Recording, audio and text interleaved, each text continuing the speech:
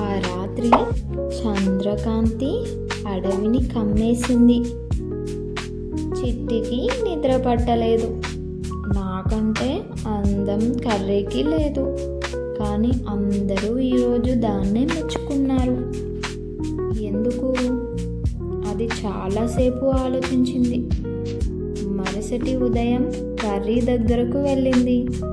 చిట్టి, కర్రీ, నిన్న నువ్వు ఎలా అంత త్వరగా ఆలోచించగలిగావు? కర్రీ చిరునవ్వు నవ్వింది. కర్రీ, ప్రతిరోజు కొత్తది నేర్చుకుంటే కష్ట సమయంలో భయం కాదు, పరిష్కారం కనిపిస్తుంది.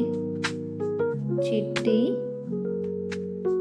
మొదటిసారి ఆ మాటలను శ్రద్ధగా వింది.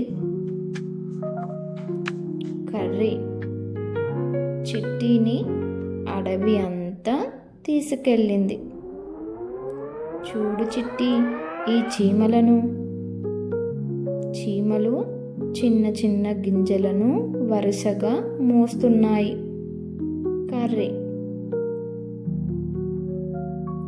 వాటిని ఎవ్వరు అందంగా అంటారు? లేదు, కానీ అవి కష్టపడతాయి, అందుకే ఎప్పుడూ ఆకలితో ఉండవు. దాని తర్వాత తేనెటీగలను చూపించింది. రోజు పని చేస్తాయి, అందుకే తేనె తయారవుతుంది. చిట్టి నిశ్శబ్దంగా వింటోంది. అప్పుడే అడవిలో లోపల నుంచి ఒక పెద్ద గర్జన వినిపిస్తుంది. జంతువులన్నీ ఒక్కసారిగా భయంతో పరుగులు తీశాయి. చిట్టి వారిని చూసి ఆగింది. ఏమైంది? కర్రీ ముఖం ఒక్కసారిగా గంభీరంగా మారింది. అది సాధారణ శబ్దం కాదు.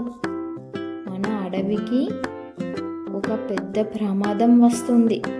కర్రీ, చిట్టి, ఇద్దరం గర్జన వచ్చిన వైపు వేగంగా ఎగరాలి. అక్కడికి చేరుకోగానే ఒక పెద్ద ఏనుగు భయంతో పరిగెత్తుతూ కనిపించింది. చిట్టి, గజరాజు, ఏమైంది? ఎందుకు అలా పరిగెత్తుతున్నావు? ఏనుగు ఊపిరి పీల్చుకుంటూ చెప్పింది.